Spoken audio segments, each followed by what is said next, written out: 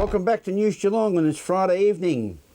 What is big, white and labelled greener, greater Geelong?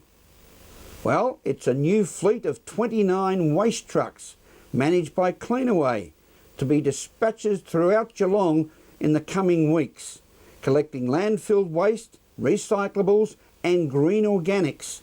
Meryl Friend has more. The City of Greater Geelong have 29 new waste collection trucks that will be out and about in the region as of this week, and we were able to speak with Councillor Lindsay Ellis about the greener Greater Geelong. We're joined with Councillor Lindsay Ellis, portfolio holder for infrastructure. First of all, congratulations on your position on council. Thank you very much, Meryl. Now, tell us first of all a little bit about your introduction into council life. Well, many years ago, I had the opportunity to become involved in the local community newspaper in Port Arlington, and I was kept banging on about the perceived lack of representation for the city. So someone said one day, well, put your hand up, and I did, and fortunately or unfortunately, here I am. Terrific. Now, first of all, we're talking about these fantastic new waste collection trucks. Can you tell us a bit about the new program? Yeah, they're great, aren't they? There's 29 in the fleet. They're environmentally better than the previous ones. The capacity of these new ones are 33 cubic metres. They've got all the state-of-the-art innards in them. They've got cameras and they've got alarms and sensors, and they're good. As I say, there's 29 in the fleet. They're going to have environmental messages on the side of them, which will be changed from time to time to keep us updated. So yeah, good initiative. So these will be rolling out across the City of Greater Geelong from when? Yes, from this week actually. A matter of fact, this morning from in Port Arlington, was one of these down my street picking my rubbish up this morning, so they're out and about already. Terrific. So these messages that are being put onto the sides across time, they'll be changed. They're giving people clues on recycling and those sort of tips. Absolutely, yeah, all that sort of stuff. And as I say, it will be changed from time to time just to keep people informed. From North Geelong, Meryl Friend, News Geelong. Thank you, Meryl. Robert Hoddle was the creator of the innovative Hoddle Grid, the street system upon which inner city Melbourne is based. He also fixed the site of Geelong, in spite of opposition from the national authorities in Sydney, who favoured Point Henry. Hoddle was also an accomplished artist and depicted scenes of the Port Phillip region, which are among the many on exhibition at the Geelong Gallery, with its new showing of Impressions of Geelong. Our resident expert and art purveyor of fine art, Ian Nicholls, reports. The Geelong Art Gallery's latest exhibition, Impressions of Geelong, truly spectacular, 70 works all together in one fantastic exhibition, as you can see. And we're talking with the gallery director, Jeffrey Edwards. There are early works, colonial works, impressionist, that is Australian impressionist works, early modern, and a few contemporary works that talk about the appearance, the topography, virtually a portrait of Geelong and its surrounding region, meaning the Surf Coast, meaning the Bellarine Peninsula, and as you've noticed, there are a number of images that look at that great regional landmark, the You Yangs. Well, there's not only the old, there's the new, but the focal point, as always, is the Von Gerard, which we see behind you. Look, it is the towering document, the great image that talks about Geelong at such an important turning point in the history of this region, in the history of the port, but also in the history of Victoria.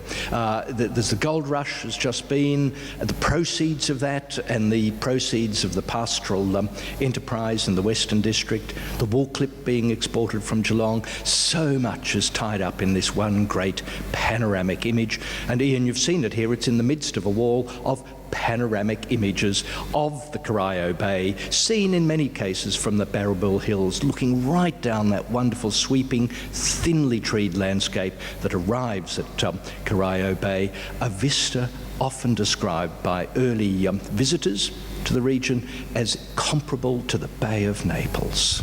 Well, that Impressions of Geelong, and recently acquired are these works by Hoddle. Now, this is really fascinating. This is the man who the main thoroughfare, Hoddle Street, is named after. Here's the great surveyor laying out the street grid of Melbourne, of Williamstown, as I understand it, and certainly of Geelong. He also was an amateur painter of watercolours. Now, they're delightful, intimate subjects. They're not the splendour or sophistication of von Gerard and a number of the other artists, but they are amongst the earliest documents telling us how the region looked. And just here is 1847, a very recently surfaced from a Tasmanian private collection via a Sydney reputable dealer in antiquarian prints and drawings. This work by Robert Hoddle that says, near in Hoddle's own hand, in pencil, near Melbourne, the Yu-Yangs and the Anarchies. Both the Yu-Yangs and the Anarchies are spelt in a very curious Hoddle-esque way. But it's a beautiful image, and in the foreground we see two members of, would be the Wutherong clan by a campfire, and then just beyond the water, this is probably from Point Henry Way, looking towards the Yu-Yangs from Point Henry, there are two small stuccoed or whitewashed huts. So again, it's dated 1847, it's signed and annotated in Hoddle's hand, so it is one of the early and delightful documents that adds an intimate note to the story of the big panoramas that we see in the other two rooms. Well, there's so much we could talk about with this exhibition. It really is quite unique, and I would suggest if you only see one exhibition a year, this is going to be the highlight of 2013 for me.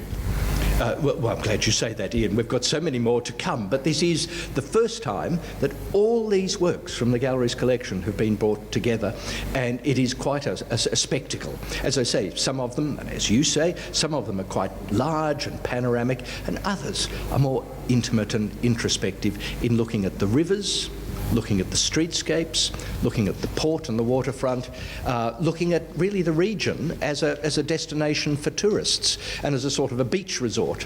And of course looking, as we see here, at the Yu-Yangs. Now I'm grappling with something here, Jeffrey, as you can see. It's a magnificent book, and I think we would be very remiss of us if we didn't refer to this.